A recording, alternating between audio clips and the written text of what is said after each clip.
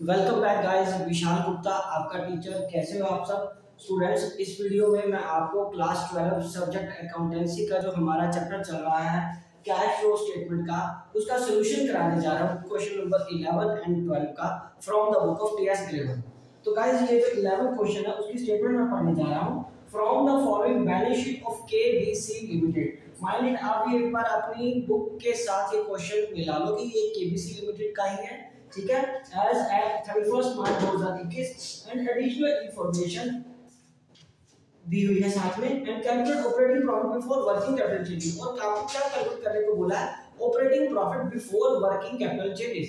तो इतनी बड़ी बैलेंस शीट और नीचे ये नोट्स टू अकाउंट और फिर ये नीचे एडिशनल इंफॉर्मेशन देके गाइस आपने घबराने जाना कि कोई बहुत बड़ा क्वेश्चन आ गया। नहीं, ये एक छोटा सा क्वेश्चन है, इसको आपको ज्यादा दिक्कत वाली बात नहीं है, सिर्फ हमें अपने स्टेप्स को फॉलो करना है।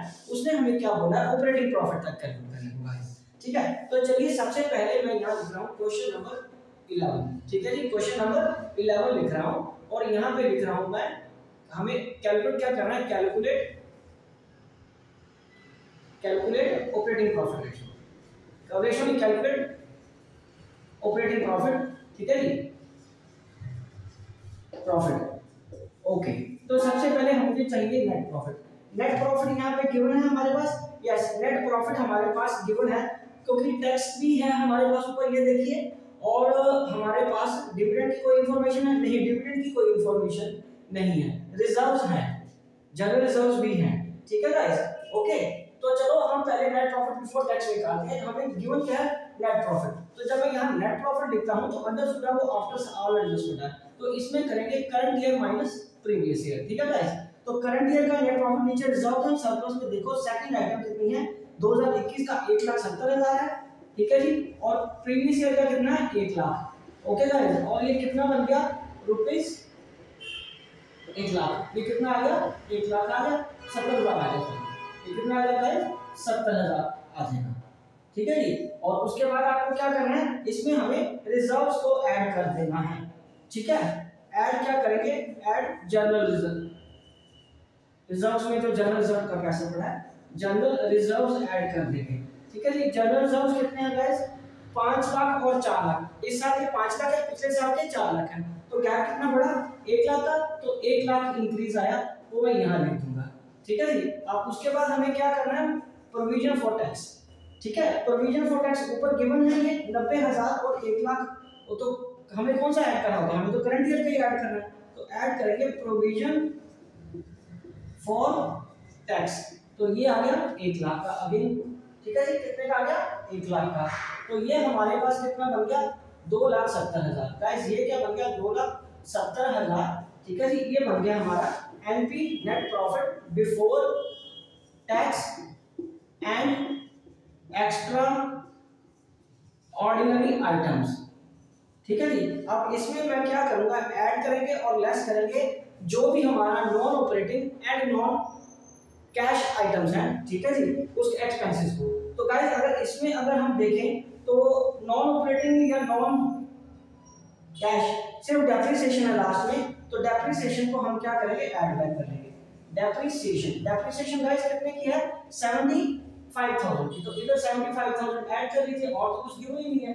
0,005 साचा 14 1 और 3,45,000। 3,45,000 ये आपका आंसर है। देखो गाइस, यस। तो ये अब आ गया आपका ऑपरेटिंग प्रॉफिट। ये क्या आ गया गाइस?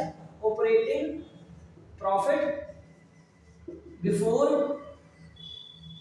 वर्किंग कैपिटल चेंजेस, ठीक है guys. Working capital changes. Guys एक चीज नोट करिए, ये जो 3 चीजें हैं ये हमेशा आपको इसमें से माइनस करनी पड़ेगी। कोई एक आध आइटम आप ऊपर या नीचे कर सकते हो, लेकिन उसमें ज्यादा फर्क नहीं आना चाहिए। पर फिर भी फंडामेंटली आपको एक फॉर्मेट तो याद रखना ही पड़ेगा ना। रैंडमली अगर कुछ भी आप ऐड करते जाओगे, किसको क्या ऐड करना है, क्या ऐड करना है, अगर वो याद नहीं रखोगे तो फिर आपको दिक्कत रहेगी। तो गाइस ये रहा पूरा क्वेश्चन, ठीक है जी। आप इसको क्वेश्चन को एक बार अच्छी तरह उतार लीजिए, ठीक है, अपनी नोटबुक्स में, ठीक है। फिर मैं आपको नेक्स्ट क्वेश्चन करता हूँ। आई गेस कि ये सिंपल क्वेश्चन था, आपको ज्यादा दिक्कत नहीं आनी चाहिए। तो चलिए अब मैं ये सारा इरेज कर रहा हूँ और इसके बाद हम करेंगे नेक्स्ट क्वेश्चन नंबर 12 की स्टेटमेंट को पढ़ेंगे। तो बस क्वेश्चन नंबर 12 क्या कह रहा है? हमें cash flow from operating activities calculate करने को बोला, cash flow from operating activities. तो ठीक है, इसके लिए हमें क्या इंफॉर्मेशन थी, पहले तो सरप्लस ये 2 साल की इंफॉर्मेशन है। तो आपको माइंड ये चीज याद रखनी होती है कि 2021 है या 2020 है, तो करंट ईयर कौन सा आएगा, क्वाइट ऑब्वियस 2021 का। तो उसका करंट ईयर मान के प्रीवियस ईयर में से माइनस करते जाना है, ठीक है जी। ओके, तो अब यहाँ पे मैं लिख रहा हूँ क्वेश्चन नंबर 12। तो गाइस स्टार्ट करते हैं क्वेश्चन नंबर 12 को।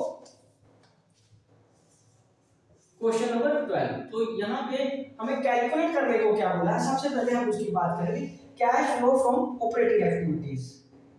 ठीक है, तो मैं यहाँ पे यहाँ लिखूंगा cash flow from operating activities, ठीक है जी। ओके, एक्टिविटीज, राइट जी। चलो ठीक है, अब यहाँ पे हमें क्या करना है, सबसे पहले हमारे पास क्या आ जाएगा, नेट प्रॉफिट। तो हमारे पास नेट प्रॉफिट गिवन है, यहाँ पे मैं लिखूंगा net profit. Net profit current year minus previous year, right हो। तो ये कितना है हमारे पास, 80,000 और 60,000। 80,000 में से 60,000 हम माइनस कर देंगे, तो ये फिगर हमारे पास कितनी आ जाएगी, 20,000। ये कितना आ जाएगा गाइस, 20,000 आ जाएगा। चलो ठीक है, अब उसके बाद देखो ट्रेड रिसीवेबल है, ये तो करंट एसेट है। और क्या है, प्रोविजन फॉर डेप्रिसिएशन है, ये मुझे यहाँ पे ऐड करनी पड़ेगी, पर वो non cash and non operating में जाएगा ना। पर पहले तो हमें प्रोविजन को ये देखना कि ये बिफोर के साथ रिलेटेड कोई आइटम तो नहीं है। इन्वेंटरीज क्या होती है, वो तो करंट एसेट्स है। आउटस्टैंडिंग रेंट करंट लायबिलिटी है, वो तो वर्किंग कैपिटल में आएगा। हाँ, डेप्रिसिएशन, गुडविल देखो, गुडविल कम हो रही है 8,000 से, प्रीपेड इंश्योरेंस क्रेडिटर। तो गाइस इसका मतलब ये जो मेरे को प्रॉफिट गिवन है, एक तरह का ये बिफोर ही है। तो अब मेरे को इसमें क्या लेना है, ऐड क्या करना है, non operating and non cash expenses, ठीक है जी। और इसमें सबसे पहले हमारे पास क्या आएगा, एक तो आएगा डेप्रिसिएशन। डेप्रिसिएशन कितने का है गाइस, बताइए, डेप्रिसिएशन कितने का है। Depreciation, provision for depreciation given है ना, पिछले साल 30,000 था, इस साल कितना 40,000 का, तो कितना का गैप आ गया, 10,000 का। तो 10,000 हम इसमें ऐड कर देंगे। यहाँ आप दिखाना चाहो 40,000 में से 30,000 माइनस करके, तो वो भी आप कर सकते हो। तो ये लाइन में ऐसे लगा देता हूँ ताकि डिफरेंशिएट होता रहे हमारे लिए, ठीक है गाइस। अब ये फिगर वहां आ गई, और इसमें अब क्या करना है हमें, गुडविल, गुडविल का कितनी फिगर है, 38,000 और ये 30,000, तो गुडविल कम हो रही है, तो गुडविल लिखेंगे यहाँ अमोर्टाइज, गुडविल अमोर्टाइज्ड, ठीक है जी। और वो कितनी है, 38 से 30 हो गई, और ये कितना आ गया गाइस, 8,000 का। कितना आ गया गाइस, 8,000 का। तो ये हमारा क्या बन गया, ऑपरेटिंग प्रॉफिट। ये क्या बन गया हमारा, ऑपरेटिंग प्रॉफिट, ठीक है जी। तो ये आ गया 20,38 बिफोर वर्किंग कैपिटल चेंजेस, ये आ गया operating profit, profit before working capital changes, before working capital changes, right जी। अब हमें क्या करना है, adjustments related to WC, that is working capital.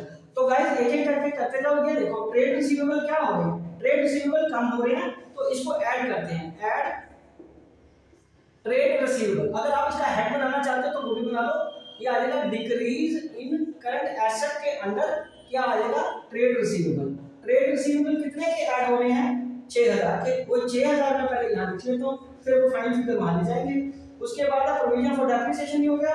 Inventory, inventory कितने की है, इन्वेंटरी तो मेरी बढ़ रही है, यस इन्वेंटरी बढ़ रही है, तो यहाँ पे मैं क्या करूंगा, लेस। ये क्या आ जाएगा, इंक्रीज इन करंट एसेट। तो ये क्या आ जाएगा, स्टॉक, ये स्टॉक में आ जाएगा। स्टॉक कितने का आया गाइस, बोलो, 20,000 का। तो 20,000 की ये फिगर हमें क्या करनी है, यहाँ पे माइनस दिखानी है, ठीक है जी। उसके बाद आउटस्टैंडिंग रेंट है, तो यहाँ पे मैं लेस कर दूंगा। आउटस्टैंडिंग रेंट के फॉर्म में इसको हम क्या लिखेंगे, डिक्रीज इन करंट लायबिलिटी। तो इसमें क्या आएगा, आउटस्टैंडिंग रेंट, आउटस्टैंडिंग रेंट। और आउटस्टैंडिंग रेंट कितने का गाइस, जो पे करना है हमें 9,000 का, तो ये 9,000 फिगर आ जाएगी यहाँ पे, ये क्या आ गया, अगेन 9000 माइनस का आ गया। उसके बाद गुडविल भी हो गया, प्रीपेड इंश्योरेंस, प्रीपेड इंश्योरेंस हमारे कम हो रही है, तो प्रीपेड इंश्योरेंस मुझे इसके अंडर लिखना पड़ेगा, ठीक है जी, ये इसके अंडर आ जाएगा, हमारे करंट एसेट डिक्रीज हो जाएंगे। तो प्रीपेड इंश्योरेंस, ठीक है जी, कितने का आ गया, 1000 का, ठीक है, 1000 का आ गया, ओके।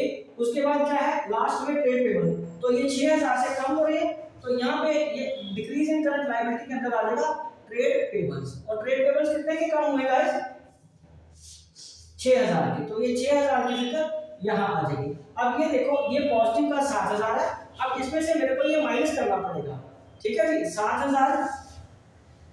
7000 में से ये 26, ये कितना आ गया 15, 35 में से 60 गया, 35 में से 7 माइनस कर दो 8, 28 आ गया, 28 ये आ गया नेगेटिव की फिगर के साथ,